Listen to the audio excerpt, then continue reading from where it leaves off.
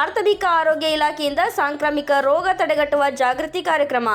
ಗದಗ ಜಿಲ್ಲೆಯ ಲಕ್ಷ್ಮೇಶ್ವರ ತಾಲೂಕಿನ ಶಿಗ್ಲಿ ಗ್ರಾಮದಲ್ಲಿ ಮಂಗಳವಾರ ಪ್ರಾಥಮಿಕ ಆರೋಗ್ಯ ಕೇಂದ್ರದ ವತಿಯಿಂದ ಡೆಂಗ್ಯೂ, ಮಲೇರಿಯಾ ಸೇರಿದಂತೆ ರೋಗ ತಡೆಗಟ್ಟುವ ಕುರಿತು ಜನರಲ್ಲಿ ಜಾಗೃತಿಯನ್ನು ಮೂಡಿಸಲಾಯಿತು.